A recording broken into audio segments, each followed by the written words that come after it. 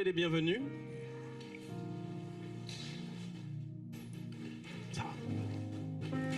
Faut vraiment dire ça, David. Faut regarder ton voisin et lui dire waouh, quel thème.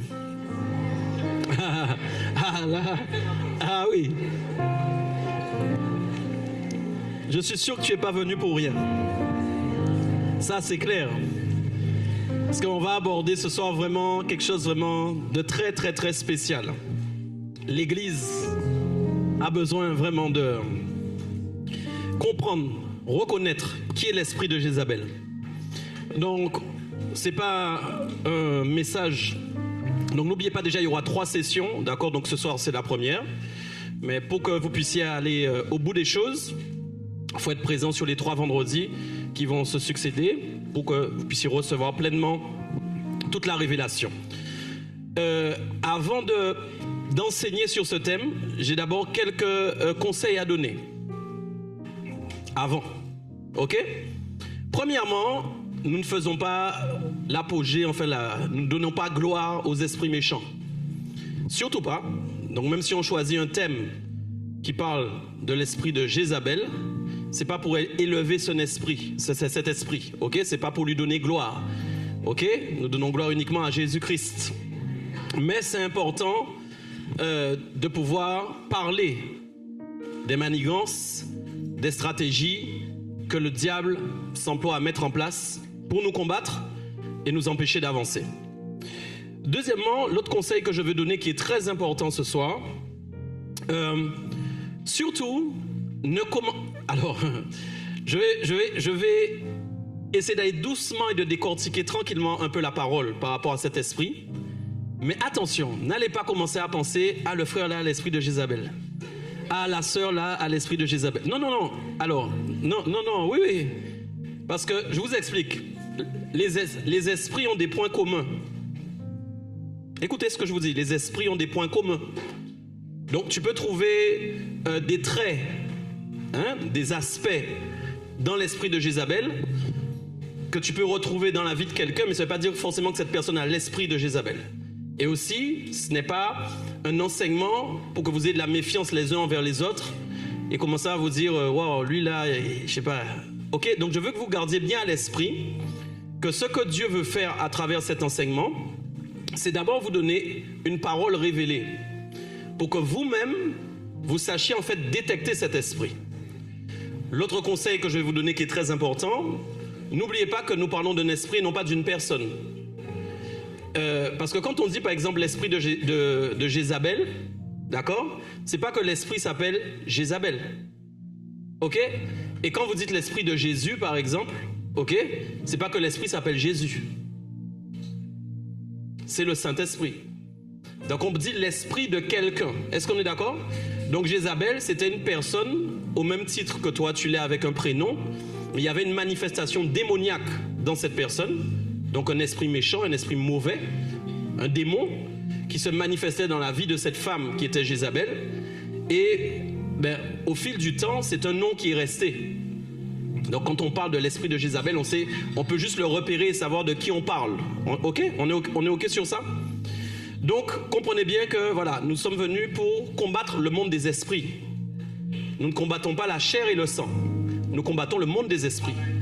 Et pourquoi il faut enseigner l'Église sur l'esprit de Jézabel? C'est parce que l'esprit de Jézabel est un esprit qui déteste l'Église. C'est un esprit qui déteste le prophétique. C'est un esprit qui n'aime vraiment pas voir les serviteurs faire la volonté de Dieu. Donc ça veut dire que toute Église sur terre, dans le monde entier, un jour est confrontée à cet esprit. Obligatoirement. Et parfois même vous, dans votre vie chrétienne, dans votre quotidien, vous pouvez être aussi attaqué par cet esprit. D'accord? Même au travail, vous pouvez rencontrer quelqu'un qui est animé d'un esprit de Jézabel. Ok? Donc c'est pourquoi c'est très important que vous ayez de la connaissance sur ça. Ok? Pour ce soir, la première phase que je vais aborder avec vous, c'est vraiment dans quel type d'abord de famille Jézabel a-t-elle évolué? Parce qu'on va dire quelque chose de très simple. Jézabel avant tout est une personne, elle est née d'un homme et d'une femme, comme toi et moi. Ok? Mais qu'est-ce qui fait qu'à un moment, cette personne est devenue comme ça. Ok? Il y a des gens, ils naissent. Ok? Ils naissent sur terre. Ils n'ont rien encore fait, mais pourtant ils ont déjà des choses. Ok? Parfois, c'est dans la famille même. Dans la famille, qu'il y a eu des transmissions et des héritages. Et souvent, les chrétiens, nous, enfants de Dieu, nous ne nous préoccupons pas assez de ce qui a eu lieu dans notre famille. Pourquoi? Parce que nous avons tendance à dire que c'est une vérité, qu'en Christ, tout ce qui a été fait dans ma famille n'a plus de pouvoir sur moi. C'est vrai, hein? C'est la vérité. Mais j'aimerais que vous compreniez une chose. Ce n'est pas parce que vous avez la victoire en Christ qu'il n'y a pas des réclamations. Ce n'est pas parce que vous avez la victoire en Christ que ce que le diable avait prévu de faire par le passé, il se dit qu'il abandonne. Donc il peut y avoir des niveaux de combat différents en fonction, en fin de compte, de l'héritage qu'on devait avoir dans la famille. Il peut y avoir des niveaux de combat différents pour chaque personne. Donc tout le monde n'a pas les mêmes combats. Et le Seigneur m'a vraiment dit de vous parler d'abord de ça en priorité ce soir, en fin de compte, dans quel type de famille Jézabel a-t-elle évolué et qu'est-ce qui lui a donné en fin de compte ce niveau de puissance dès le départ. Vous savez, il y a des gens, ils évoluent dans le temps. C'est comme quelqu'un, par exemple, qui veut devenir sorcier et qui n'y connaît rien. Peut-être il va avoir des sorciers qui sont connus, il commence à les fréquenter, à les côtoyer, et puis il monte en échelon au fil des mois et au fil des années. Mais il y a des gens, on leur transmet directement quelque chose. Ils n'ont même pas besoin, en fin de compte, de faire une formation. Est-ce que vous me comprenez? Ils n'ont même pas besoin de côtoyer quelqu'un ou d'avoir des conseils. Mais c'est parce qu'il y a une transmission directe. C'est-à-dire un esprit qui passe dans la famille de génération en génération et qui se transmet. Et c'est comme ça qu'on voit par exemple des gens parfois qui ont des dons même de voyance, alors que pourtant ils n'ont jamais appris la voyance. Ok? Il y a des gens, ils n'ont jamais appris la voyance, ils font que se rendre compte qu'ils voient des choses. Ok? D'accord? Donc il y a des choses qui se transmettent. Ok? Évidemment, tout don au départ vient de Dieu. Ok? Tout don au départ vient de Dieu. Donc même Jézabel dont on parle là même, si elle avait été en Christ ou en Dieu, probablement que la puissance qu'elle avait se serait manifestée aussi, mais pour le bien. Ok? La chose qu'il y a, c'est que tous les dons que nous avons, nous tous, c'est parce qu'ils sont en Christ, qu'ils sont purifiés, qu'ils sont lavés, qu'ils sont sanctifiés. Et que nous sommes capables de les utiliser pour la gloire de Dieu et pour faire le bien. Mais si nous restions dans le monde, alors même les propres dons que Dieu nous avait donnés, ils peuvent être salis. Ils peuvent être corrompus et ils peuvent être utilisés dans le camp adverse. Ok? Donc j'aimerais que nous comprenions ça. C'est que nous allons avoir des victoires dans le nom de Jésus ce soir. Je le crois. Et dans les jours qui arrivent, sur tous les complots familiales qu'il peut y avoir dans ta vie. Sur des choses que tu essaies de traiter, mais que tu n'arrives pas à traiter. Sur des choses que tu combats, mais que tu vois que malgré que tu as déjà prié, ça reste là quand même. Des choses en fin de compte qui veulent te faire croire quelque part qu'elles ne peuvent pas partir. Mais c'est faux. La première chose que je veux vous dire, c'est que Jézabel a eu une fin. Ok? Quand la Bible dit que la fin d'une chose vaut mieux que son commencement, elle a eu beau attaquer des prophètes, elle a eu beau tuer des prophètes, elle a eu beau séduire autour d'elle des gens, mais à la fin elle est morte. Ok? Donc ça veut dire que c'est un esprit de toute façon qui est vaincu. Ok? C'est un esprit sur lequel nous avons de l'autorité, sur lequel nous pouvons manifester notre domination, mais attention, c'est un esprit qui est puissant. Ok?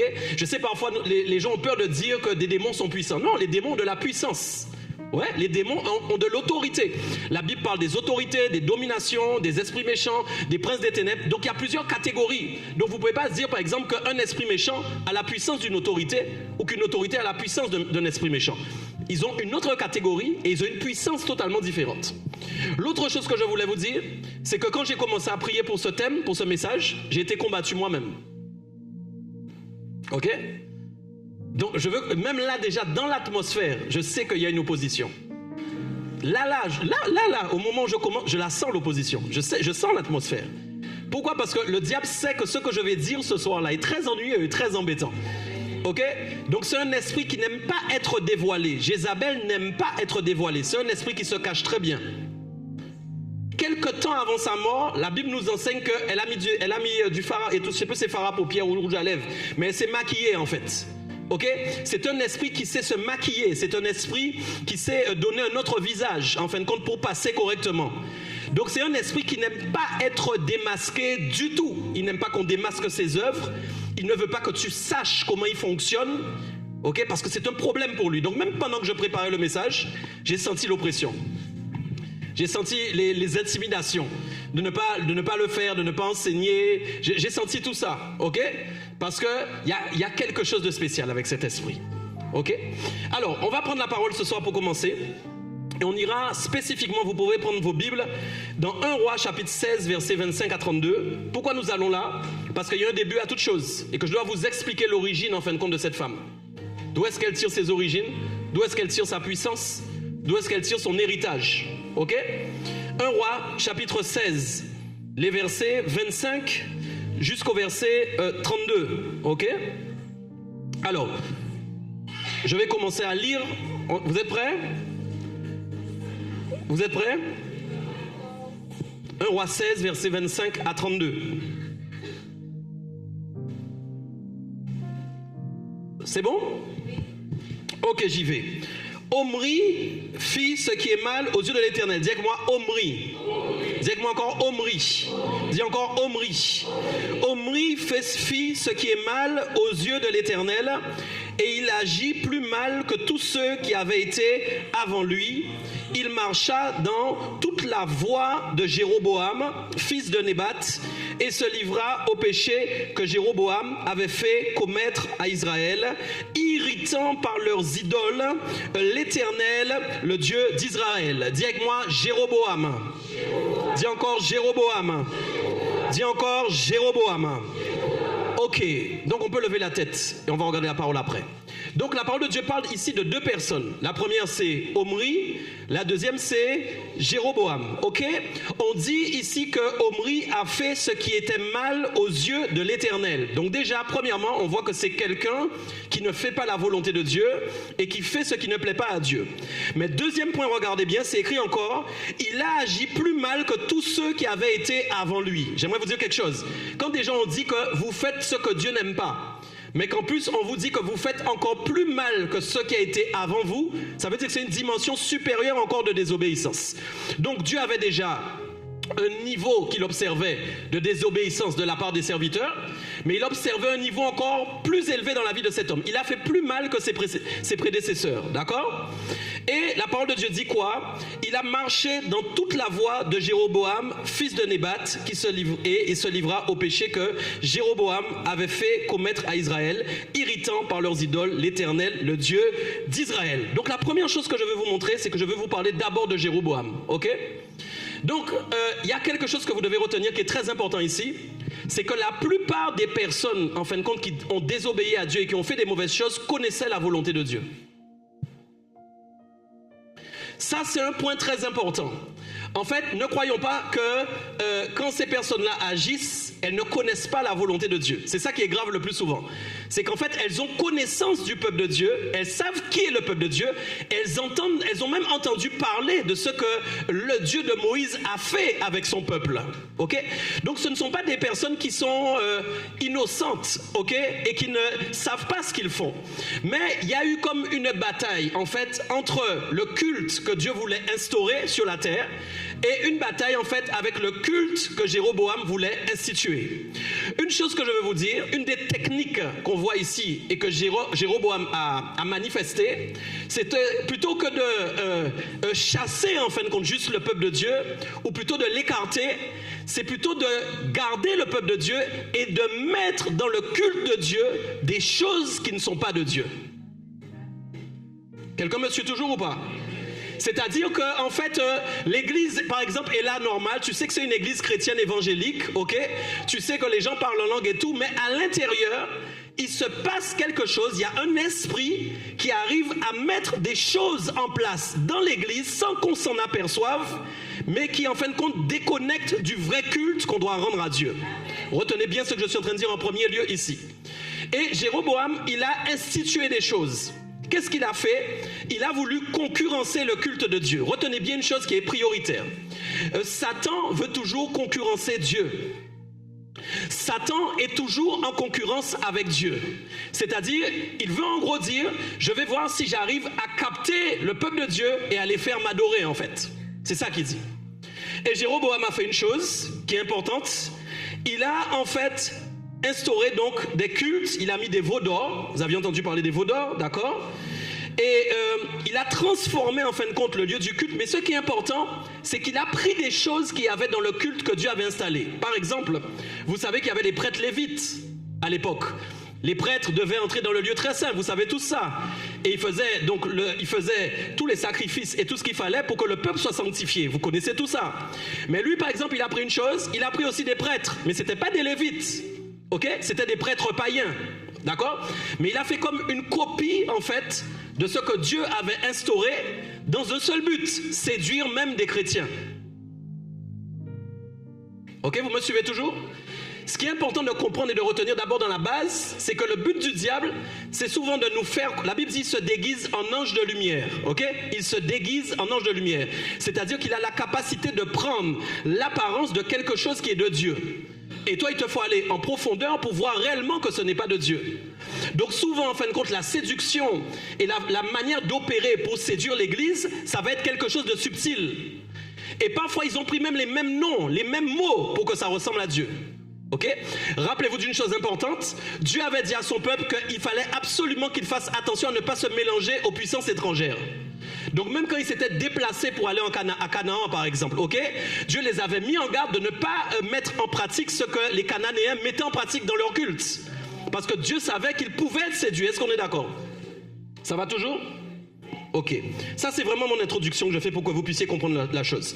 Donc Jéroboam a fait une chose, il a gardé le vocabulaire de l'Éternel. Il a gardé le vocabulaire. C'est pourquoi en fait, par exemple, dans la vie, c'est pas parce qu'un chrétien vous parle bien de certains versets que ça veut dire qu'il est de Dieu.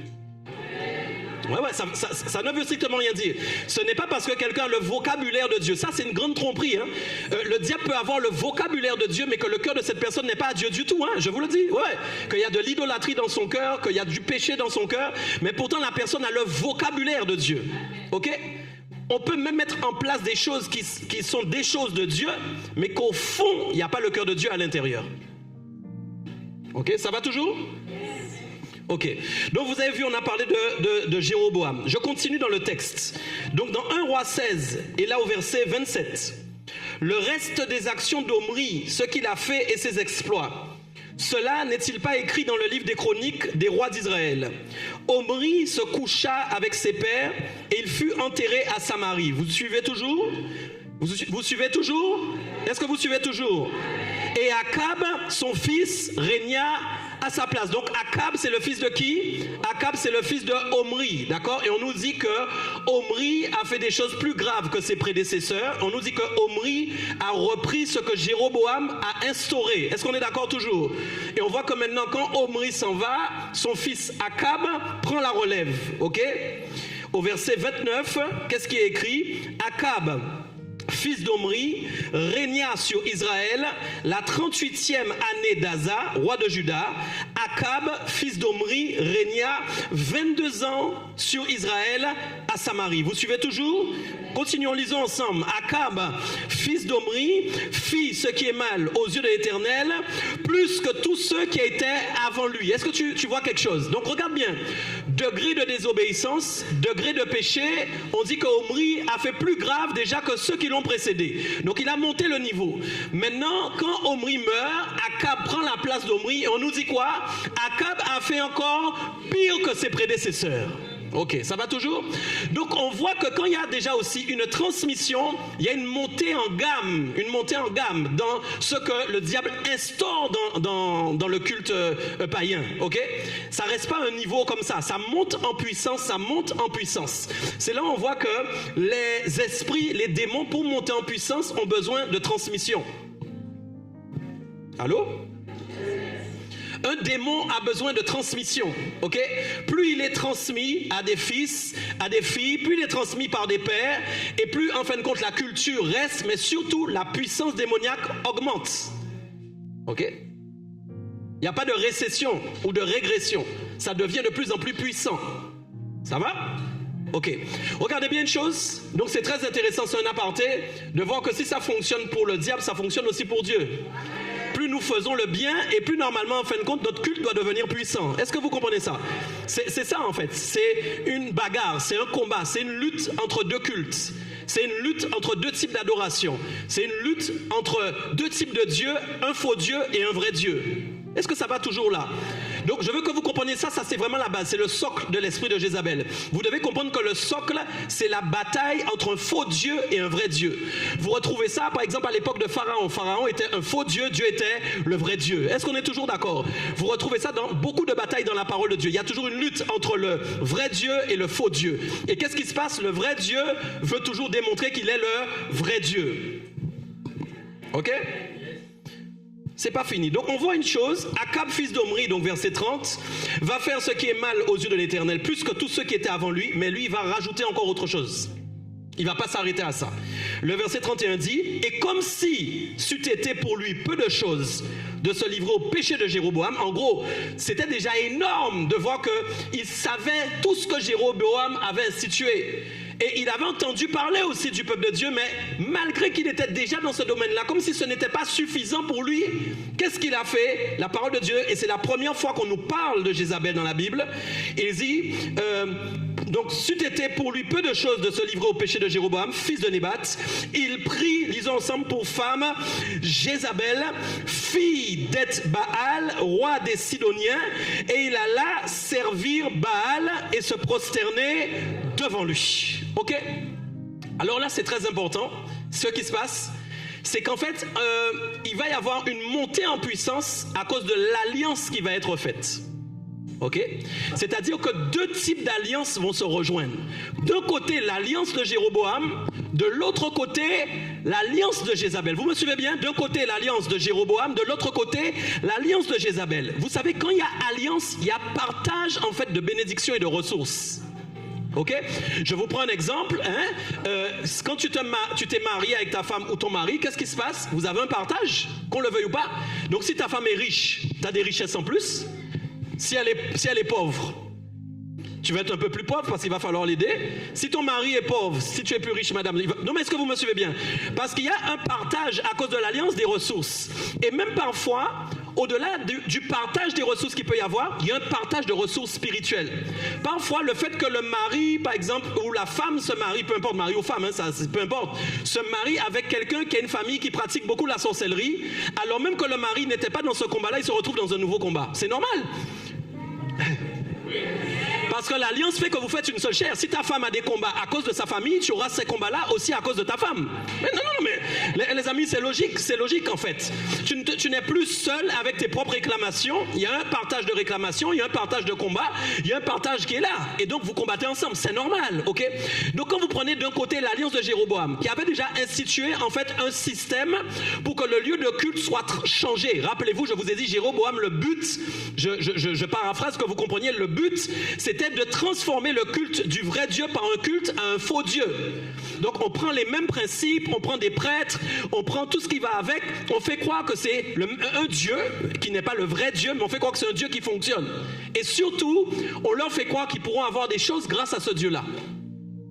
Ah ben oui, les amis, quand vous croyez au vrai Dieu aussi, le vrai Dieu dans lequel vous avez mis votre foi, vous savez qu'il peut vous bénir, vous savez qu'il peut vous donner des choses. Donc ne vous dites pas que eux, ils allaient comme ça. Allons simplement, tous ceux qui font les bains là, comment on appelle ça? Ben marré, ils le font parce qu'ils pensent qu'ils vont recevoir quelque chose. Est-ce qu'on est d'accord? Quand le gars va voir le gars des affaires, il pense que quand il va payer, il va recevoir quelque chose. Si sa peur, c'est que sa fiancée parte avec un autre homme, le gars des affaires va lui donner quelque chose pour que la femme soit liée à lui, et lui il se dit en allant payer le gars des affaires, j'ai l'assurance qu'elle ne partira pas. Et parfois ça fonctionne. Donc en fait, toute alliance avec un faux Dieu a pour but de me donner quelque chose que je veux avoir. Voilà. Et en fait, à cette époque, les gens avaient des besoins. Il y avait des besoins en fertilité, il y avait des besoins en agriculture. Vous êtes là ou pas? Il y avait beaucoup de besoins. Et donc, on leur donnait l'espérance qu'en faisant alliance avec certains dieux, ils allaient obtenir ce qu'ils devaient avoir. Ok? Donc, rappelez-vous, je répète. D'un côté, Jéroboam, on est d'accord? Et d'un côté maintenant, Jézabel. Donc Jézabel apparaît ici en 1 Roi 16, verset 31, une femme dont on n'a jamais entendu parler. On n'a pas un historique profond sur son histoire. On ne sait pas vraiment d'ailleurs de qui elle est la mère, d'où elle est sortie. Mais on sait qu'elle est par contre la fille d'un homme qui s'appelle Eth-Baal. Dis avec moi Eth-Baal. Dis encore Eth-Baal. Dis encore Eth-Baal.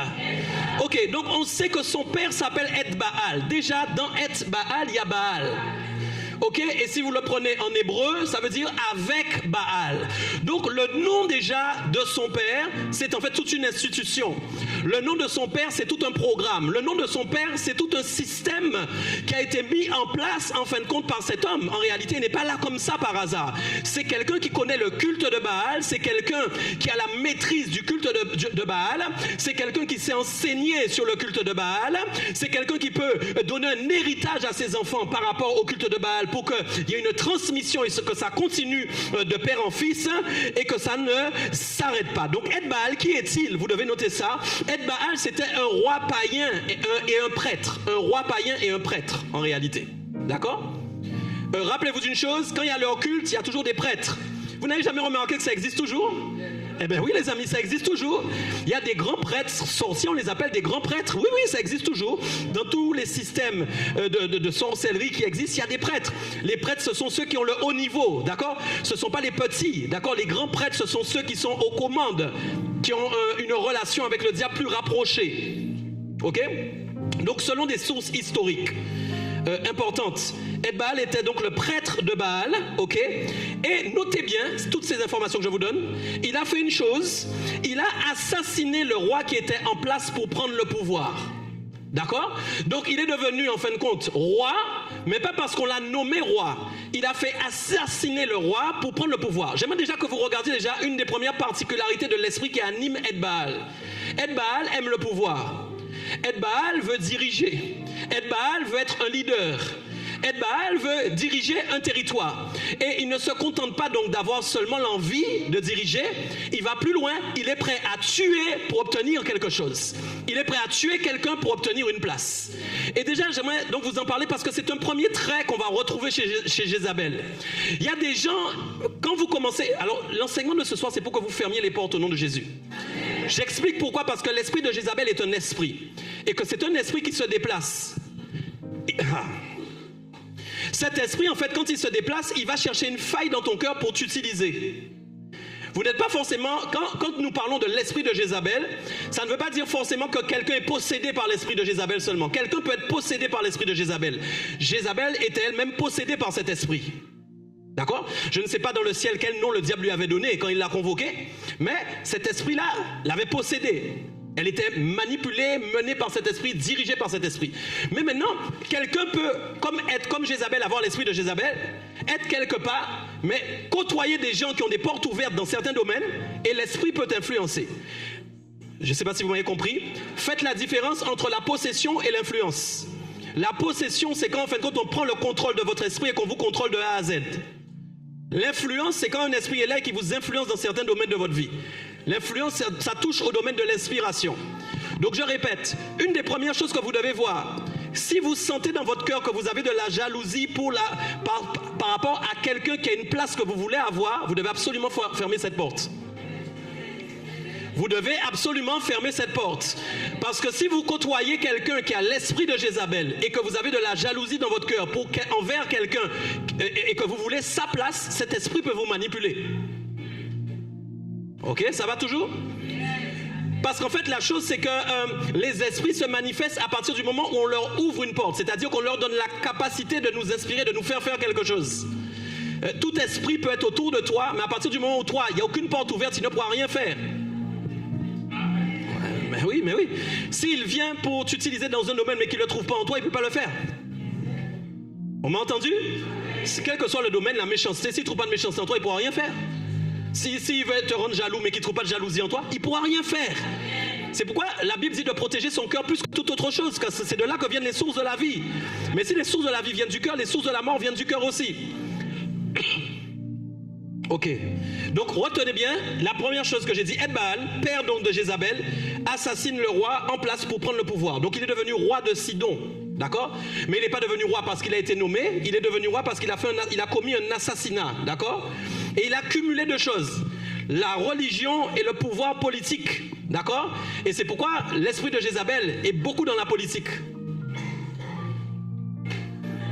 Mes amis, l'esprit de Jézabel est un esprit qui se balade beaucoup en politique.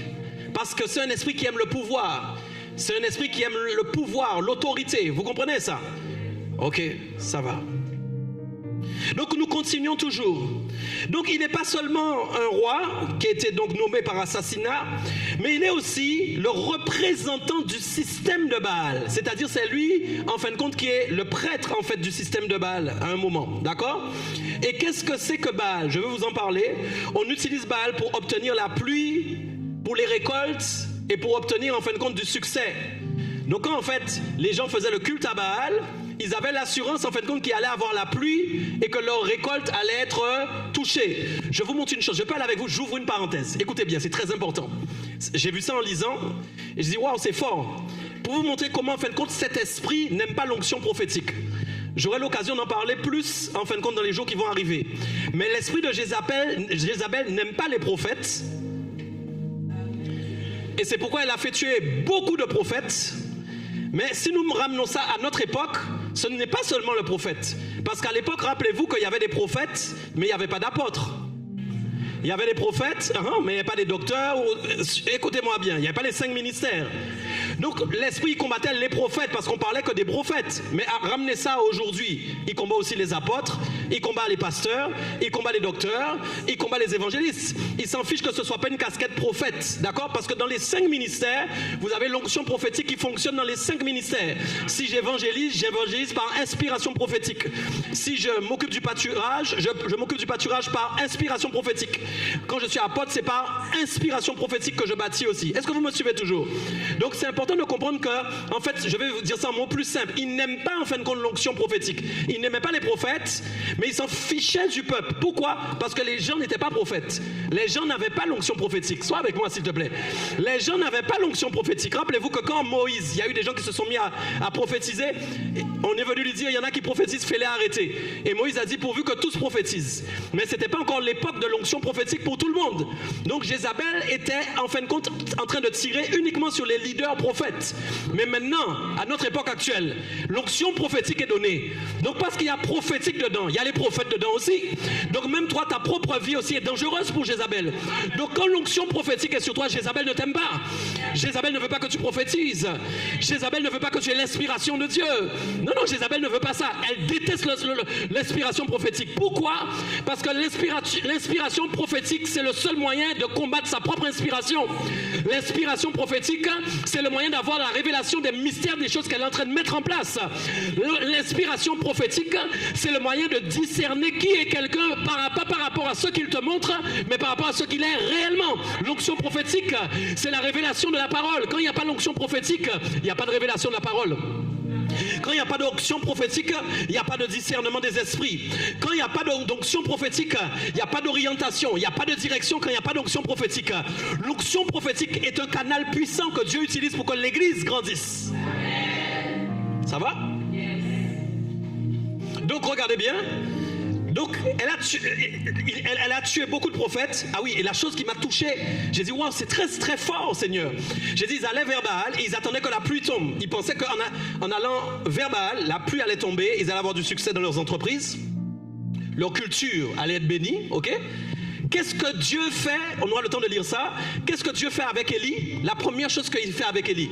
Quand Élie va à la rencontre d'Akab, la première rencontre qu'il a avec Akab, Dieu l'envoie par l'Akab, il dit à Akab, à partir de maintenant, il ne pleuvra plus. Et il n'a pas plu pendant des années. Et suivez vraiment bien. Dieu voulait passer par Élie pour dire à Jézabel, attention, vous avez Baal, mais moi je suis plus fort que vous. Il a montré dans le même domaine qui était le plus fort tout de suite. Élie a sorti sa carte d'identité de prophète. Est-ce que tu comprends? Voilà pourquoi on aura le temps d'arriver sur ça. Mais quand on doit combattre Jézabel, il faut qu'on ait en fin de compte le pouvoir des prophètes avec nous. Il faut qu'on ait l'onction prophétique. Et il faut qu'il y ait une démonstration de puissance.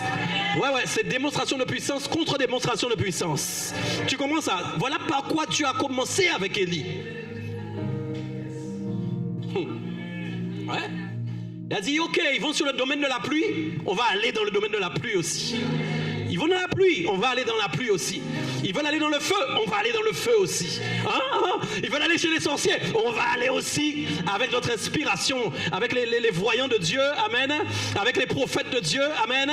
Oui, on va aller aussi. Voilà pourquoi l'Église a besoin de beaucoup d'onction prophétique. L'Église a besoin de beaucoup d'onction prophétique. L'Église a besoin de beaucoup d'onction prophétique. Un des moyens de voir que l'esprit de Jézabel combat une église, c'est quand tu commences à voir l'onction prophétique qui descend. les gens parlent plus en langue, les gens prophétisent plus, les gens n'ont plus d'inspiration. Là, tu es attaqué. Tu es attaqué. Quand toi-même, ta propre vie personnelle, ton onction prophétique est en train de descendre, tu es attaqué. Moi, je vous dis, je vous raconte vécu. Il m'est arrivé d'avoir des paroles de connaissance tellement précises, je disais, c'est pas possible. Et puis par un moment, je voyais que ça baissait. J'ai compris que je suis attaqué.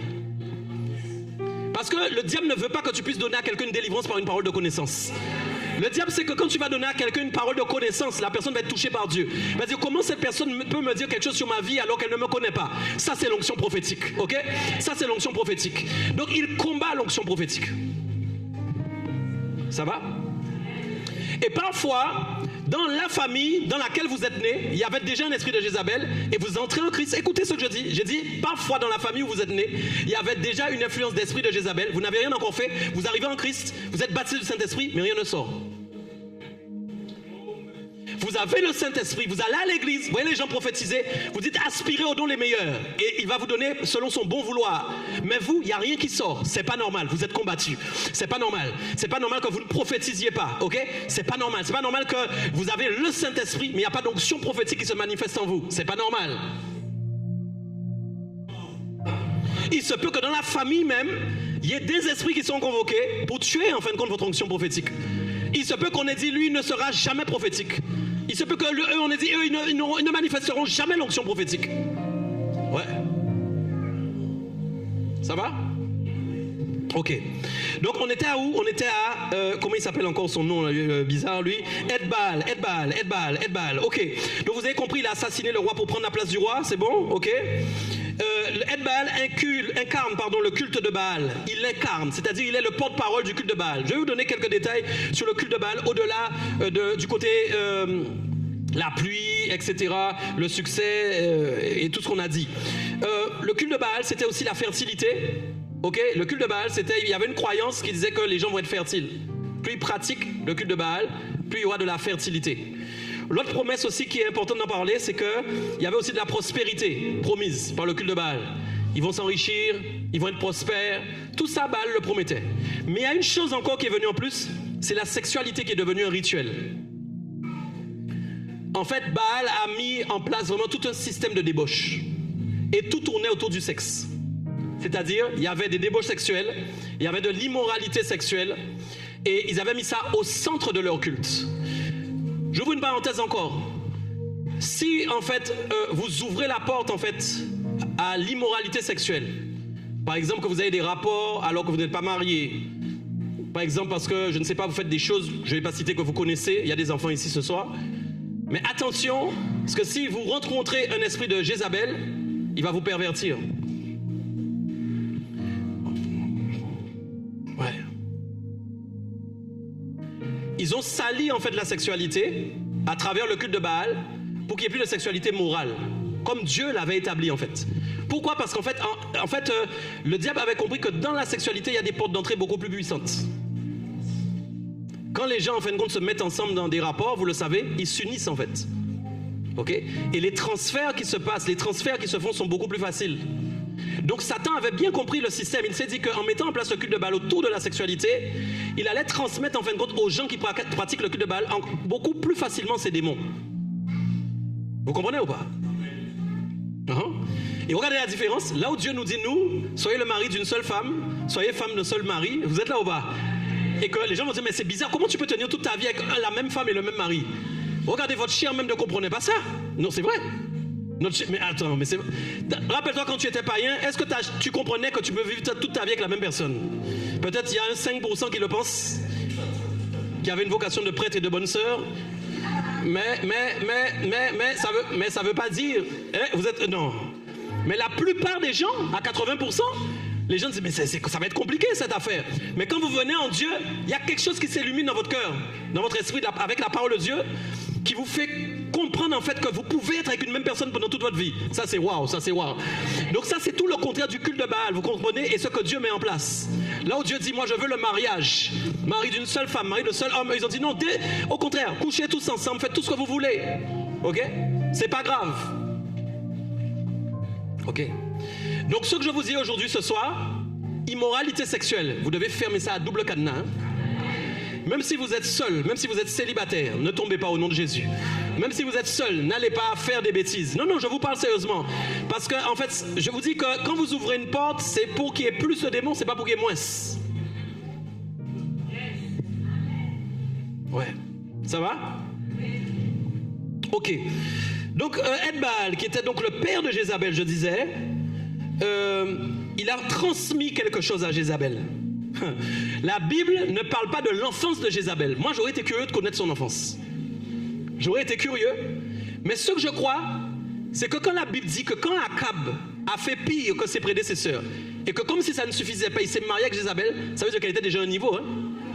Ah, ça veut dire qu'elle était déjà à un niveau. C'est-à-dire, la manière dont ça a été écrit et décrit explique que c'est pas quelqu'un qui est arrivé là. Non, c'est quelqu'un qui était déjà équipé.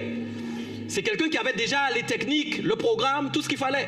Donc forcément, il y a eu une transmission spirituelle de la part de son père. Et là où c'est grave, c'est qu'à l'intérieur, suis-moi bien, à l'intérieur d'elle, il y a un combo. Jéroboam plus Baal. Je ne sais pas si tu me comprends bien. En elle, il y a Jéroboam. En elle, il y a en même temps Baal. Ok? Donc voyez un peu la compilation. Donc ça veut dire que c'est quelqu'un qui de toute façon n'allait pas aimer Dieu. C'est quelqu'un qui de toute façon n'allait pas être intéressé par le Seigneur. Ok? Et donc elle était en fin de compte comme nous parfois. Vous savez, parfois nous-mêmes, nous sommes des agents du royaume. Ouais? Nous sommes des agents du royaume. Et qu'est-ce qui se passe? Nous servons le royaume. Mais vous savez qu'il y a aussi des agents du diable. Donc Jézabel était un agent du diable. Non, s'il te plaît, vous comprenez ou pas? Élie était un agent de Dieu. Restez concentrés. Élie était un agent de Dieu. Je ne vous sens pas. Vous êtes là ou pas? Élie était un agent de Dieu. On est OK. Jézabel était un agent du diable. Ah. Ouais. Et vous-même, en tant qu'agent de Dieu, vous allez rencontrer des agents du diable parfois. Vous allez en rencontrer. Vous n'aurez rien fait, mais ils auront détecté ce que vous avez sur vous. Ils veulent vous détruire. Vous n'aurez rien encore dit, mais ils auront vu votre couleur, ils auront vu votre lumière, et parce qu'ils sont agents eux-mêmes du diable, ils vont vous combattre. Quelqu'un m'a dit aujourd'hui, j'ai raconté ça à l'ennemi là, quelqu'un m'a dit, j'ai pas peur d'aller en enfer, au contraire, je suis sûr que ce sera génial. Ouais. Quelqu'un m'a dit ça aujourd'hui. Véridique, j'ai eu une discussion avec cette personne. Mais elle m'a dit, et je vous assure qu'elle le croit. Moi, elle m'a dit, mais pour penser ça, tu es loin. Ah, laisse. C'est chaud, hein? Ok? Donc je veux que vous compreniez les choses bien. Tu me suis jusque-là? Donc j'ai dit, la Bible ne décrit pas l'enfance de Jézabel, mais le lien est clair, le lien avec son père. Premièrement, elle est formée dans un système idolâtre. Regardez bien, je veux vous dire quelque chose ce soir. Regardez, vos enfants, ceux qui ont des enfants, vous les éduquez dans... Vous savez, vous les éduquez aussi dans un système idolâtre ou pas? Vous allez dire non, mais c'est vrai. Mais c'est pas la même idole. Et c'est pas la même idolâtrie. Mais vous les éduquez dans un système pour adorer Dieu. Donc si on enlève le mot idolâtre ou idolâtrie, on parle d'adoration. Mais vous savez que l'idolâtrie, c'est aussi une adoration. Non, je veux qu'on se comprenne bien. Quand on dit idolâtrie, on parle d'adoration. Hein? On parle d'adorer un Dieu qui n'est pas le vrai Dieu. Quand j'ai des idoles dans mon cœur, c'est que je les adore. Ok?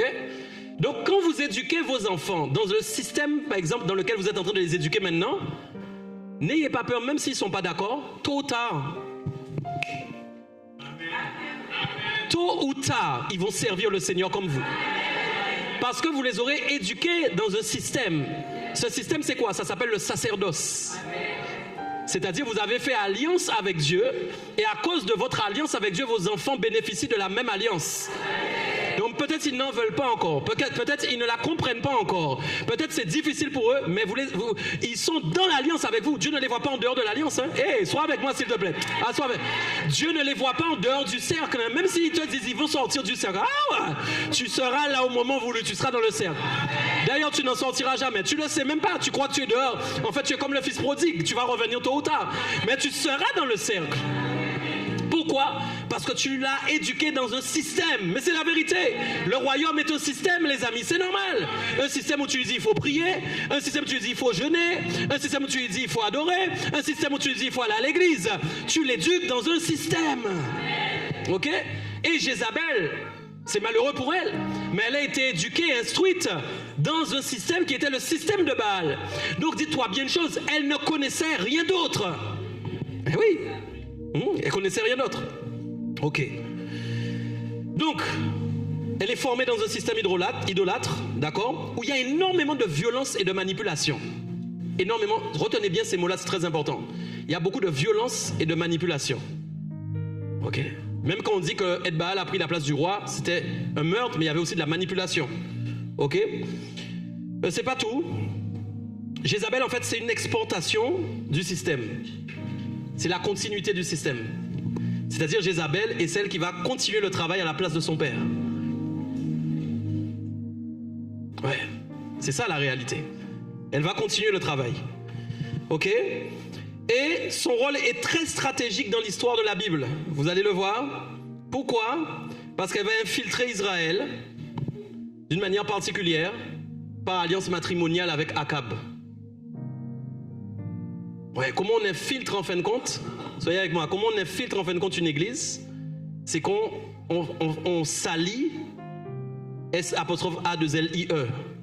Qu'on s'allie avec quelqu'un, par exemple, qui est de Dieu ou qui devait être de Dieu. Est-ce que quelqu'un me comprend bien?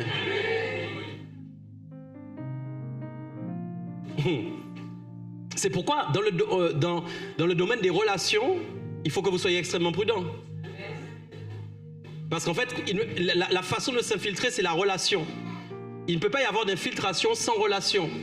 Le diable s'infiltre à travers... Oh, je ne sais pas si tu m'entends.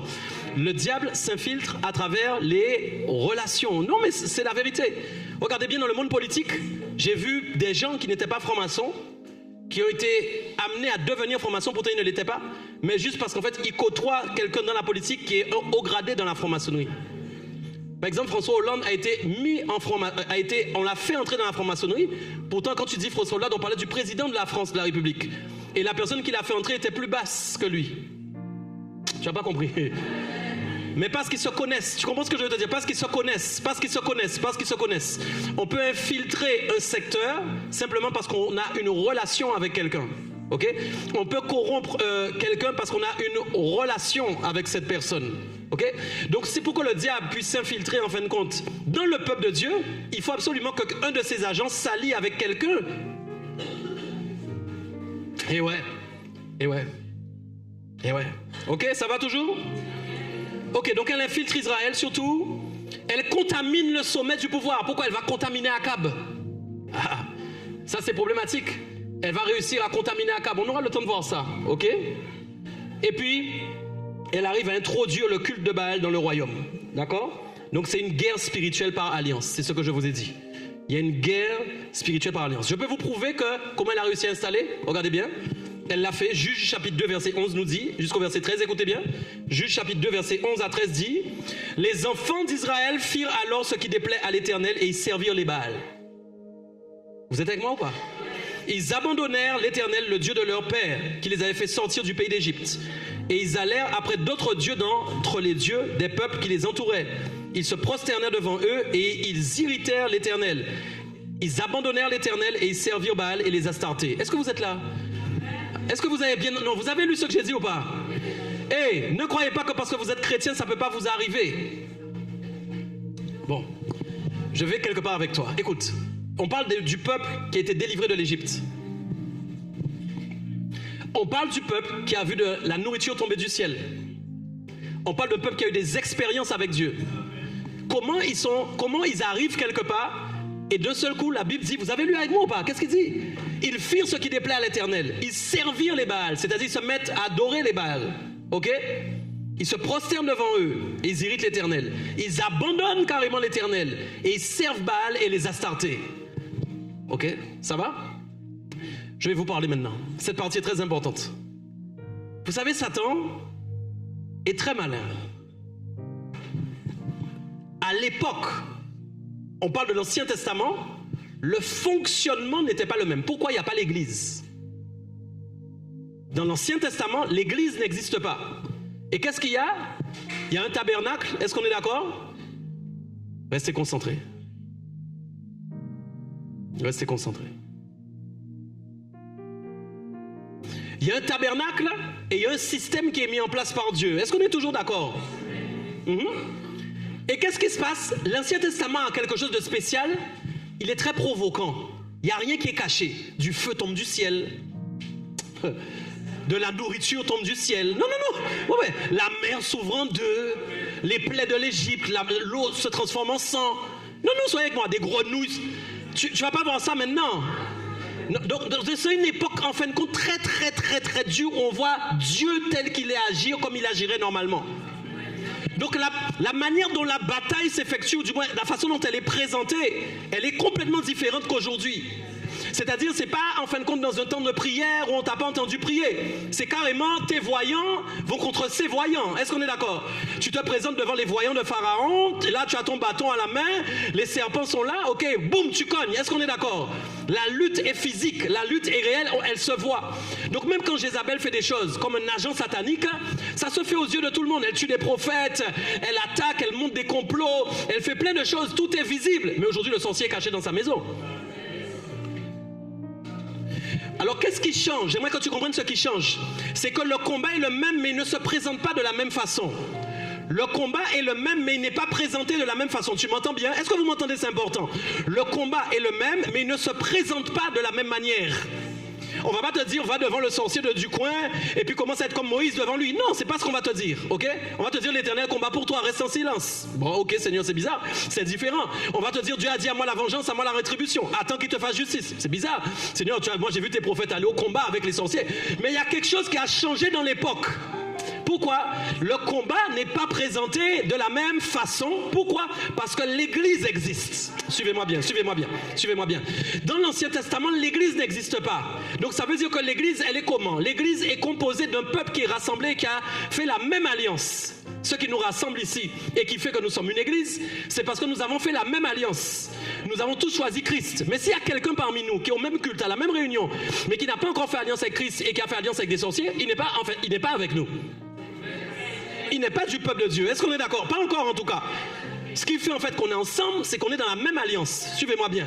J'ai dit, le combat est le même, mais il n'est pas présenté de la même façon. Le combat est le même, mais il n'est pas présenté de la même manière. Il y a une évolution. Pourquoi? Parce que l'autorité qui nous a été donnée a changé. Là où une époque en fait, il fallait combattre seulement les prophètes. Les prophètes, du moins le peuple ne pouvait pas faire ce que les prophètes faisaient. Les prophètes étaient les seuls à pouvoir le faire. Donc qu'est-ce que le peuple faisait? Le peuple ne devait pas avoir confiance en Jésus. Hein? Ah non, je peux vous choquer. C'est pas en Jésus qu'on disait au peuple d'avoir confiance. On disait au peuple d'avoir confiance en Moïse. Hein? Ah ouais. Ils n'ont pas dit faites confiance à Jésus. Jésus c'est qui ça? Tu leur dis Jésus, ils vont rien comprendre. Hein? Ils ne savent pas de qui tu parles. Ils ont entendu des prophéties d'Ésaïe, mais ils n'ont pas encore la révélation de qui on parle. Hein? Quelqu'un est là. Je vois il ne faut pas s'endormir. Tout ce que je prêche et que j'enseigne est très important. Regardez bien. Donc c'est pas en Jésus qu'on a demandé quoi? On a demandé quoi? En Moïse, en Josué, etc., etc. Donc qu'est-ce qui se passe? Les prophètes ont l'onction. Donc en fait c'est un combat entre un homme et un esprit. À chaque fois c'est un combat entre un homme et un esprit. D'ailleurs je vais vous dire, le peuple même est bien tranquille. Hein? À cette époque le peuple est bien tranquille parce qu'eux ils ne vont pas combattre. C'est Moïse qui doit gérer les combats et les luttes. Et le peuple traverse avec lui. Est-ce qu'on est toujours d'accord? Donc comme maintenant on présente Jézabel, on la présente en fait comme quelqu'un en fait, qui vient combattre un prophète. C'est ça. Ou qui vient combattre des prophètes. On voit ça clairement. Le combat est clair. Il y a une bataille. Elle est présentée d'une certaine manière. On la comprend. Mais maintenant qu'est-ce qui se passe dans l'évolution? Et vous allez voir où je veux aller. C'est que en fait l'esprit de Jézabel est dans le même combat, mais elle a aussi changé sa manière de se présenter. Voilà. Elle ne se présente plus comme dans l'Ancien Testament. L'esprit ne se présente plus comme dans l'Ancien Testament. Parce que le combat est le même, mais la manière de présenter le combat n'est pas la même. Donc qu'est-ce qui se passe? Alors même qu'à l'époque, seulement le prophète, en fin de compte, était combattu par l'esprit parce qu'il allait amener le peuple, en fin de compte, dans sa bénédiction. Le prophète était là, il allait emmener le peuple dans sa bénédiction. On est OK? Donc il fallait combattre cet homme-là. Si cet homme tombe, regardez bien, on peut, regardez. Moïse monte 40 jours, ils sont déjà en train de faire la fête en bas. C'est vous dire à combien le diable a compris que s'ils ont un cœur comme ça, si dès que leur leader part, ils font déjà la fête, on n'a qu'à couper la tête du leader, il n'y a plus rien. On coupe la tête du leader. Donc l'inspiration est la même. En fait, le diable a eu des inspirations qui provenaient de la désobéissance du peuple de Dieu même. C'est un observateur. Le diable est un observateur. Il observe nos désobéissances pour mettre en place un système qui correspond à la désobéissance du propre cœur de l'homme même pour l'attaquer. C'est-à-dire, en fait, leur cœur a été réellement mis à nu. Pourquoi Dieu a fait monter Moïse? Pas seulement pour amener la table des commandements, parce qu'en fait, la table des commandements était une récompense. Ça voulait dire, en fin de compte, vous allez enfin avoir une vérité que vous n'aviez pas avant. Mais comment avoir cette récompense? Il fallait patienter en restant dans le sacerdoce. Alors même que le chef est absent, je ne dois pas changer de comportement, parce que le chef est absent. Dieu les a testés, Dieu les a éprouvés. Il aurait pu faire durer la montée un jour. Il aurait pu donner les tables de commandement au pied de la montagne. Il n'était pas obligé de faire Moïse monter. Pourquoi il le fait monter pendant 40 jours? Parce qu'il veut voir ce que le peuple va faire pendant 40 jours. Et Dieu n'était pas le seul à vouloir voir ce que le peuple va faire, puisqu'il y a toujours des discussions entre Satan et Dieu. Donc quand ils communiquent ensemble, vous vous rappelez de l'histoire de Job, est-ce qu'on est d'accord? C'est l'homme le plus intègre, mais si je lui enlève quelque chose maintenant, je suis sûr que maintenant là, il ne te sert plus. Donc en fait, le diable regardait, est-ce que tu es avec moi? Il regardait le peuple, et il a vu que quand ils ont désobéi en bas, il a dit, ok, dès qu'ils n'ont plus de tête, ils redeviennent les mêmes. Nous allons faire quelque chose. À partir de maintenant, nous allons convoquer des esprits qui n'auront qu'un seul but, couper la tête des prophètes.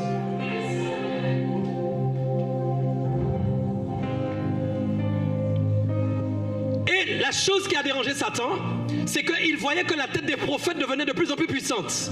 Parce que peut-être qu'il y a transmission dans le monde satanique, mais il y a transmission dans le plan de Dieu.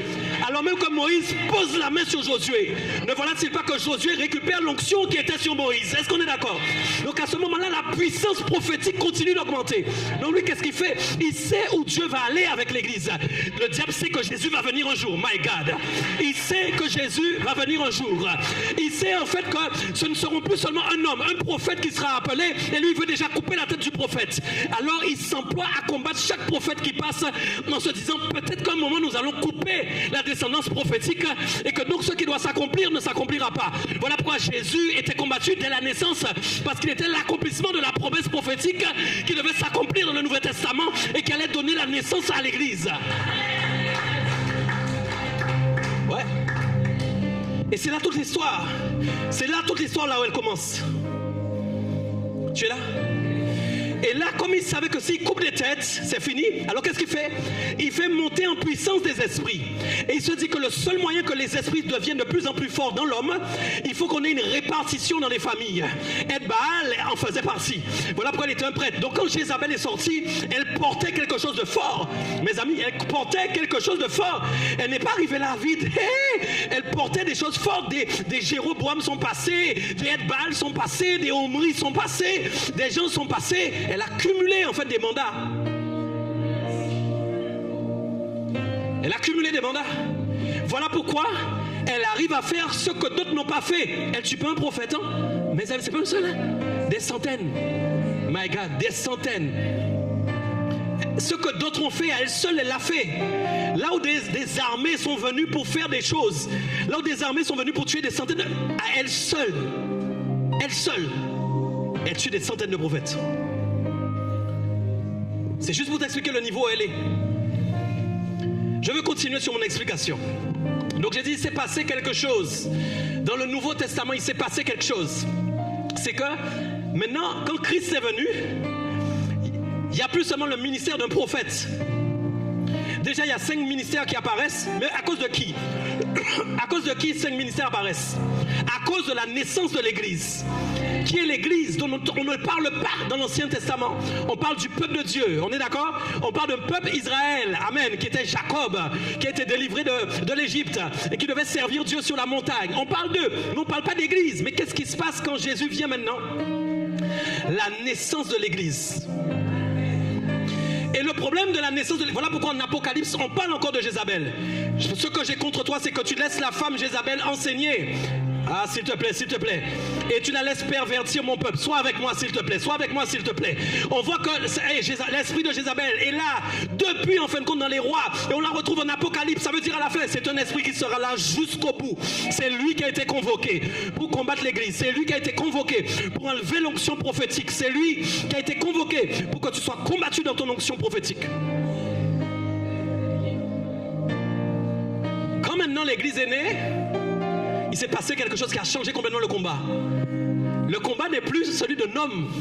Le combat maintenant est celui d'un peuple qu'on appelle l'église, la communauté de bien, mes amis, la communauté spirituelle. Waouh, waouh, waouh. Et voilà pourquoi Dieu te donne une parole. Les portes des ténèbres ne prévaudront point contre toi. Ça veut dire comme si elles ont des portes ouvertes et que des démons passent. Mais elles ne peuvent pas être plus forts que toi. Elles ne peuvent pas être au-dessus de toi. Elles ne peuvent pas avoir plus de puissance que toi. Et là, en fait, ça a créé un véritable problème, en fin de compte. Il a dit le combat a changé maintenant. Parce que maintenant, lorsque Joël avait prophétisé que le temps allait venir, l'esprit allait être répandu sur toute chair. Ok? Ça, le diable en avait peur. Il s'est dit, si l'esprit est répandu sur toute chair, ne voilà-t-il pas que la prophétie de Moïse est en train de s'accomplir quand il avait dit pourvu que tous prophétisent. Tu comprends pas? Pourvu que tous prophétisent. Tu n'as pas entendu? Pourvu que tous prophétisent. C'est pas normal. Pourvu que tous prophétisent. Si tu prophétises pas, tu es combattu par un esprit de Jézabel. Si tu as l'onction prophétique, mais que tu prophétises pas, tu es combattu par l'esprit de Jézabel. Mais tu comprends pas? Si tu... Hey.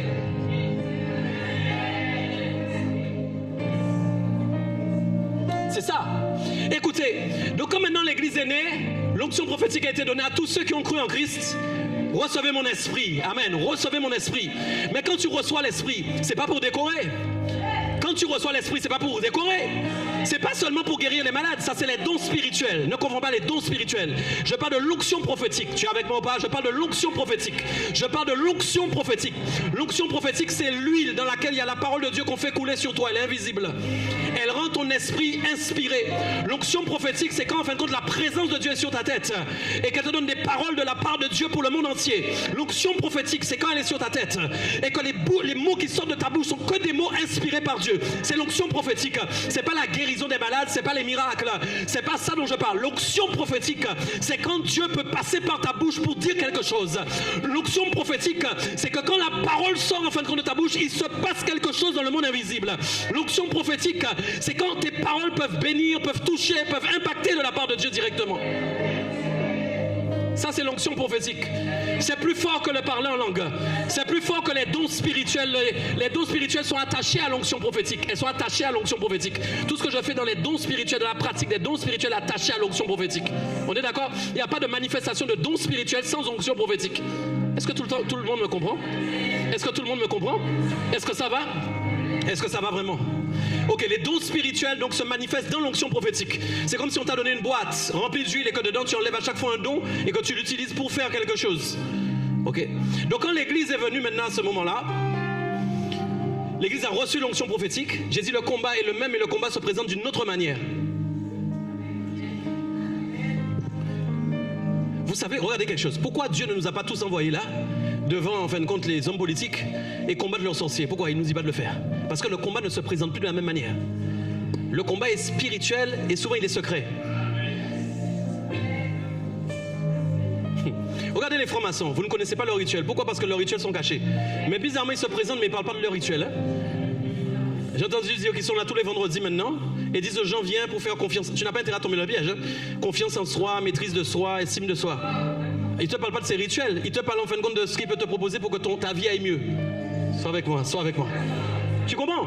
Donc en fait, ce qui se passe dans le domaine des rituels est caché. Voilà pourquoi Dieu a instauré le ferme ta porte de ta chambre. Bon.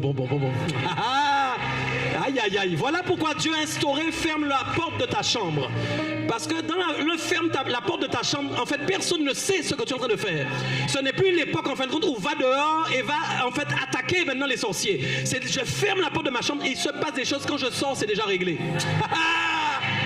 Avant, le prophète devait aller dehors pour aller régler les problèmes. Mais toi, maintenant, tu dois t'enfermer pour que les problèmes se règlent dehors sans que tu te sois déplacé. Oh my God. Sans que tu te sois déplacé. Sans que tu sortes de ta maison, les problèmes se règlent sans que tu te sois déplacé. Bah oui, parce que le combat a changé. La dimension du combat a évolué. Est-ce que tu comprends? Donc les choses se passent maintenant dans le lieu secret. Et comme la présentation du combat a changé, le diable a bien compris. Il a dit maintenant à l'esprit de Jézabel. Je ne connais pas son vrai nom. Il ne s'appelle pas esprit de Jézabel. Il était un Jézabel, mais c'est pas son nom. Satan connaît son vrai nom. Moi, je ne connais pas, mais Satan connaît son vrai nom. Il a un nom, il a un nom. Je ne sais pas c'est quoi, mais il a un nom. Il lui a dit, maintenant tu as vu la stratégie a changé, nous devons changer la stratégie aussi. Tu dois te faire plus discret. Ouais. Le but en fait compte est toujours le même. Qu'ils fassent toujours culte sans savoir en fait que Dieu n'est plus là.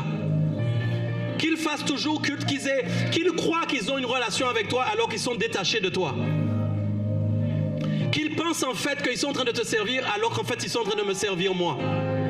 Tu comprends ou pas? C'est ça, c'est ça. Parce qu'en fin de compte, Satan connaît le cœur de l'homme toujours. Voilà. C'est pourquoi quand on vous enseigne, vous voyez qu'on vous dit, faites attention à avoir le même comportement que vous avez à l'église et dehors. Les gens prennent ça à la légère. C'est pas une blague, parce qu'en fait ton attachement à Dieu se remarque dans le fait que tu as un comportement constant quel que soit l'endroit où tu es. Hein? Ton attachement à Dieu n'est pas le même quand tu as des changements comportementaux en fonction de là où tu es. En fait, souvent on va s'axer sur en fait, le changement comportemental. Le problème n'est pas le changement comportemental, le problème est l'attachement que tu as à Dieu. Parce que si tu as un attachement réel à Dieu, tu ne peux pas changer de comportement parce que tu n'es pas au même endroit. Est-ce que vous me comprenez bien? C'est ça ou pas? On doit avoir le même comportement partout. Pourquoi? C'est l'image de ce que je vous ai donné. Quand ils étaient en bas, lui il était en haut de la montagne et puis ils ont commencé à faire la fête. Tu es là ou pas? C'est parce qu'il a vu une faille. Il a dit ce peuple on peut l'amener à m'adorer à partir du moment où il pense que tu n'es pas là. Satan s'est dit je peux les amener à m'adorer quand ils pensent que tu n'es pas là. Alors qu'est-ce qu'il fait pour que tu penses qu'il n'est pas là? Il instaure de plus en plus de choses dans le monde entier pour que nous ayons l'impression que Dieu n'est plus là.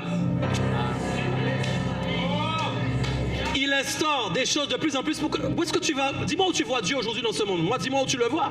Dis-moi où tu vois Dieu dans ce monde. Je ne le vois nulle part. Je ne le vois pas dans les films. Je ne le vois pas sur les panneaux d'affichage. Je ne le vois pas dans les musiques. Je ne le vois pas au journal. Je ne le vois pas à la télé. Je ne le vois pas dans les séries. Je ne le vois pas. Je le vois pas ce Dieu-là. Comment moi-même je peux croire à ce Dieu-là? Je ne le vois pas. Je ne le vois nulle part dans rien. Donc tout est mis en place pour que nous ayons l'impression qu'il n'est pas là. Et ça donne la place à Jézabel pour saisir nos cœurs. Elle ne le fera pas au nom de Jésus-Christ. Je précise, Jézabel peut être aussi dans l'esprit d'un homme, hein?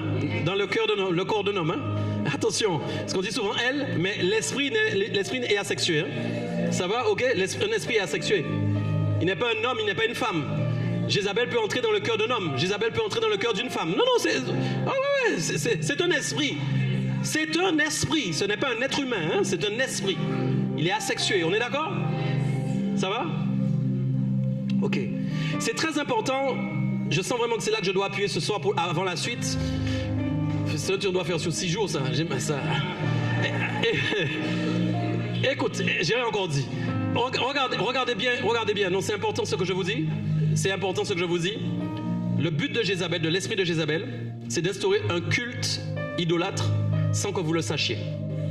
Et attention, j'ai beaucoup parlé de l'église, mais ça peut se passer dans votre vie personnelle.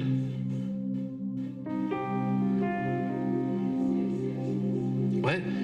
C'est pourquoi quand je prêche, je vous dis souvent, peut-être vous l'entendez souvent, je le dis souvent, c'est pas parce que tu viens à l'église.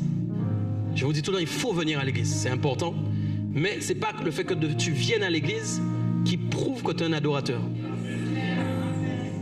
Vous savez que les sorciers viennent à l'église? Mais attends, moi à Saint-Claude, j'ai eu des sorciers qui sont venus à l'église. Je les suis après. C'est pas le problème, il va s'asseoir, il va écouter. Il vient peut-être voir qui nous sommes, quel est notre niveau. Vous me comprenez? Donc, aller à l'église n'est pas la preuve que tu es un adorateur du Seigneur. Tu comprends? C'est pas la preuve du tout. C'est pourquoi tout enseignement sur cet esprit implique une conscientisation, que tu prennes conscience que c'est ton cœur qui est le plus important. Parce que cet esprit peut te toucher à partir du moment où il y a une faille dans ton cœur. Je vous ai parlé de la jalousie. Je vous dis que ça, n'ayez pas de jalousie en vous. Hein. L'esprit de Jézabel aime les gens jaloux. Pourquoi? Parce qu'il y a un désir. La jalousie, c'est quoi? La jalousie, c'est le désir d'avoir quelque chose que je ne peux pas avoir. La jalousie, c'est quand je veux obtenir quelque chose que quelqu'un a. Vous savez que c'était le cœur de Satan, ça. Ça, c'est le cœur de Lucifer. Hein? Quand il a voulu avoir la même place que Dieu ou être à la même place que lui, il a été jaloux de Dieu. Ok, donc quand en fait on parle de Jézabel, la base même c'est la jalousie. C'est quoi je vous dis? Il touche d'abord le culte. Mais regardez bien la dimension du culte. Dans l'Ancien Testament, on parlait en fin de compte du culte qui était donné avec la dimension du tabernacle dont j'ai parlé. Ok, beaucoup. Mais aujourd'hui, le vrai culte, vous savez c'est quoi? Le vrai culte, c'est la piété. Le vrai culte raisonnable, c'est quoi? C'est pas parce que tu viens dans l'église, mais c'est parce que ton caractère est pieux. Attends. Tu comprends? Tu peux ne pas être pieux et être à l'église. Hein? Où est ta piété en fait? Où est notre piété? Où est notre piété? La piété, c'est un haut niveau de révérence. C'est un haut niveau en fait de place qu'on a donné à Dieu. Vous comprenez? Donc quand en fait l'esprit de Jézabel sait que quelqu'un n'a pas de piété dans sa vie, Satan va l'envoyer. Parce que quand il n'y a pas de piété dans ta vie, c'est qu'il n'y a pas assez de révérence. Tu ne révères pas Dieu en fin de compte dans ton quotidien, tu le révères seulement par exemple dans des moments où par exemple tu penses qu'il est là, dans des moments où tu es associé à d'autres personnes, tu vois, ça peut être des conférences, des cultes, des choses comme ça, mais c'est ta vie qui doit être une vie pieuse, c'est ta vie qui doit être le reflet de la piété, est-ce que tu es d'accord? Et si tu n'as pas une piété constante dans ta vie, tu seras attaqué dans ce domaine. Parce qu'en fait, vous savez, c'est cette chose que je vous ai dit que le diable regarde, c'est savoir si effectivement tu crois que Dieu est tout le temps là.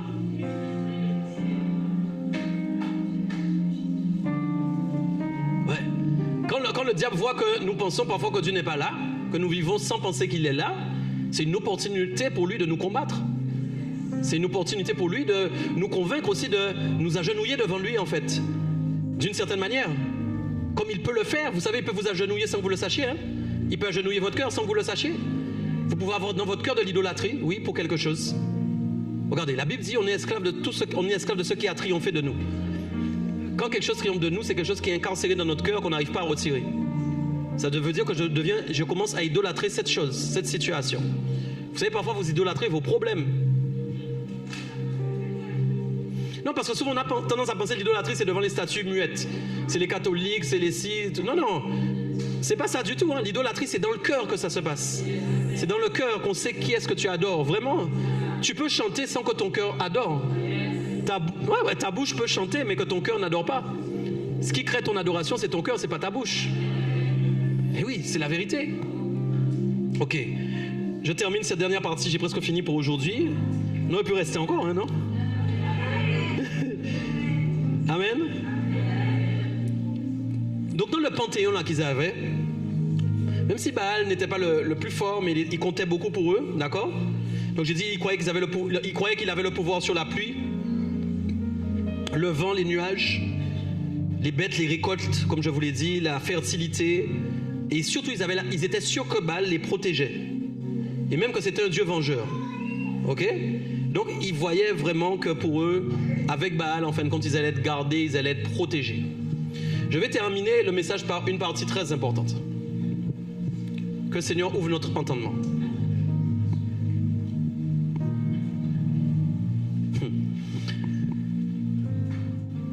Une des choses les plus importantes pour nous, enfants de Dieu, en tant qu'Église aujourd'hui, c'est en fait de prendre garde à la façon dont nous voyons nos besoins.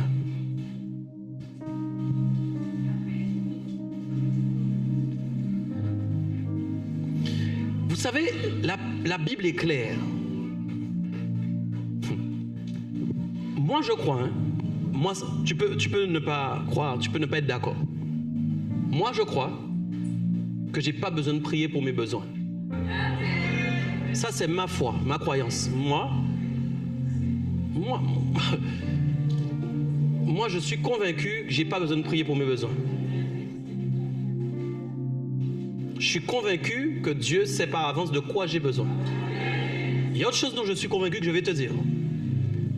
Si Dieu voit que j'ai un besoin qui est réel et qu'il sait que j'en ai besoin, il va me le donner.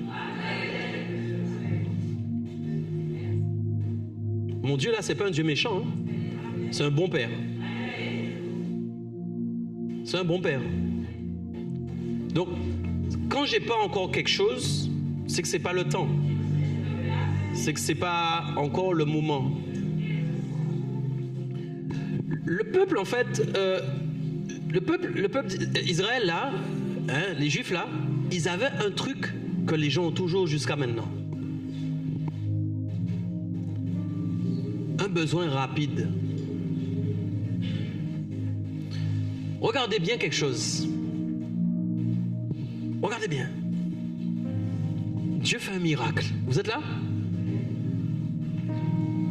La caille, il y a eu de la caille, non, c'est ça? Il y a eu de la manne. Mais ne leur donne pas beaucoup de temps. Hein? Le lendemain, là, 24 heures après, Dieu est juste en train de les tester. Il dit, je ne vais pas donner à la même heure aujourd'hui. Je vais donner un peu plus tard. Ils sont déjà en train de murmurer à Moïse. Mais on aurait dû rester plutôt en Égypte. Là, au moins, on pouvait manger, on pouvait boire. Même si on avait des coups de fouet, mais au moins, on allait nous servir la soupe par terre, mais on allait boire. Je t'explique quelque chose. C'est pas seulement juste le besoin, c'est la vitesse de la réponse au besoin. Parce qu'il y a le besoin. Le besoin est une chose, mais il y a le problème de à quelle vitesse Dieu va répondre à mon besoin. Donc la vitesse à laquelle Dieu va répondre à mon besoin touche à une problématique temporelle, de temps. Et donc qu'est-ce qui se passe? Soit je suis un enfant de Dieu réel qui croit en Dieu et je ferme ma bouche et j'attends, ou soit je suis de ceux qui se plaignent, mais pire, qui peut être séduit par un autre moyen d'obtenir. Suivez-moi bien là où je vais, suivez-moi bien. Moi, là maintenant c'est moi qui parle, c'est pas la Bible seulement. Quand maintenant on te dit, tu es là au milieu des Cananéens, tu es là. Ils ont déjà parcouru, les gars ont déjà parcouru. Les gars, combien de temps ils sont arrivés après? 40 ans. Vous êtes là ou pas? 40 ans, il s'en est passé des choses. Il y a même des gars qui sont morts dans le désert. Il y a des familles, les gars ont été éliminés, éradiqués par le Seigneur. Des enfants sont nés là-dedans, des petits-enfants sont nés. Sois avec moi, s'il te plaît. On a vécu des choses avec Dieu. On a vécu des choses incroyables avec Dieu. Mais le problème de la réponse aux besoins n'est pas encore réglé. C'est-à-dire, ils sont là avec Dieu, mais ce qu'ils veulent, ils le veulent vite toujours. Ils veulent vite les choses. Maintenant, on leur dit, regardez bien, on leur dit une chose. On leur dit, ne vous inquiétez pas, la pluie va tomber. Et Élie ferme le ciel. Élie arrive et il ferme le ciel et il dit, maintenant il ne va plus pleuvoir. Il ne pleut pas, tu es enfant de Dieu, alors que c'est le prophète qui a fermé le ciel. Mais ça, tu t'en fiches que le prophète ait fermé le ciel. Ton problème, c'est qu'il n'y a pas de pluie. Sois avec moi. C'est pourquoi quand les gens voient le prophète prophétiser, ils sont contents parce qu'il prophétise, mais ils commencent à changer en fin de compte de décision quand ils commencent à voir en fin de compte le processus de la prophétie. Et ouais. Parce qu'il a prophétisé, mais ils ne savent pas quel processus il va y avoir là-dedans. Donc pendant que c'est leur même prophète à eux, c'est ton prophète à toi. C'est ton prophète à toi, Élie, c'est ton prophète. C'est pas le prophète de quelqu'un d'autre. C'est ton prophète à toi. Est-ce qu'on est d'accord? Quand il prophétise, tu es avec lui. Amen. Ils devraient tous être avec lui, quel que soit ce qu'il fait. Il ferme le ciel, il ouvre le ciel. Peu importe ce qu'il fait. Ils savent que Dieu est avec. De toute façon, même s'il a fermé le ciel, si nous marchons avec Dieu, vu les miracles que nous avons vus, nous allons voir d'autres miracles encore. Mais le problème, c'est la réponse aux besoins, la rapidité à laquelle le besoin doit être comblé. Donc qu'est-ce qui se passe? Lui maintenant, il a fermé le ciel, il ne pleut pas. Et ils disent, avec Baal, la pluie tombe. Avec Baal, il y a des nuages. Avec Baal, il y a du vent. Avec Baal, il y a de la fertilité. Avec Baal. Et surtout quand ils voient les gars aller faire le culte de Baal, ils voient que quand ils ressortent, effectivement, ils sont prospères parce que Satan leur donne la prospérité. Les gens maintenant qui ont fait des pactes, des alliances maintenant de sang dans cette génération, on leur donne 500 000, 800 000, 1 million sur le compte. Ils n'ont même pas encore chanté, mais parce qu'ils ont coupé la peau, parce que le sang a déjà coulé, qu'il y a eu imprégné avec l'alliance satanique, l'argent est déjà sur le compte. La rapidité, la réponse aux besoins, la prospérité. Ils sont dans le même quartier, ils sont dans la même rue, ils sont dans le même territoire. Le ciel est fermé. Mon prophète a fermé le ciel. Mon prophète a empêché la pluie de venir. Mais mes récoltes ne poussent pas à cause de lui. Dieu me dit d'attendre. Pourquoi? Parce que Dieu va faire quelque chose. Mais je ne peux pas attendre. Je vois les gens qui sortent du culte de Baal avec des mangues, avec des abricots, avec des pastèques, avec des fruits. Ils vont au culte de Baal, Et puis encore cerise sur le gâteau, Jézabel a mis le sexe. Donc ça veut dire que non seulement ils vont faire culte, mais ils n'ont plus besoin d'adorer un Dieu qu'ils ne voient pas. Ils n'ont plus besoin en fin de compte de souffrir parce qu'il faut aller dans une montagne, aller se cacher. En plus, elle a instauré la notion de plaisir dedans.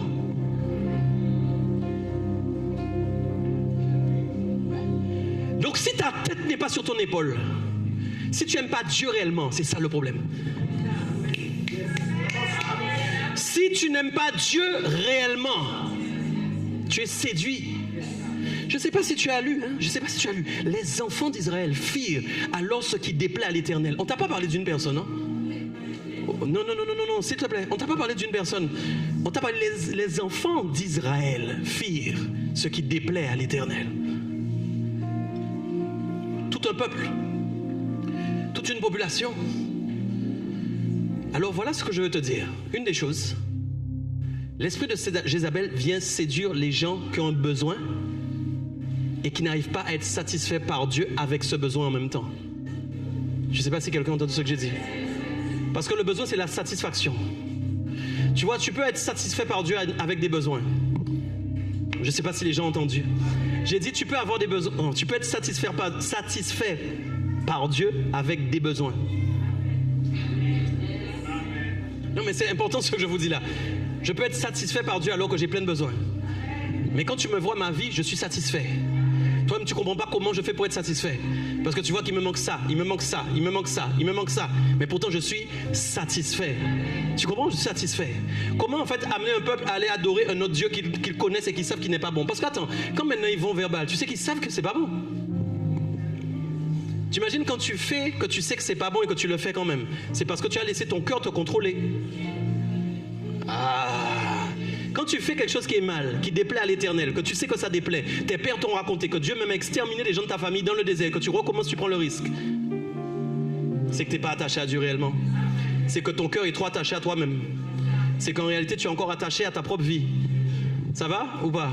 Voilà pourquoi la première dimension pour chasser les esprits, que ce soit Jézabel ou un autre, c'est le renoncement. Il faut renoncer à tout, il faut renoncer à tout.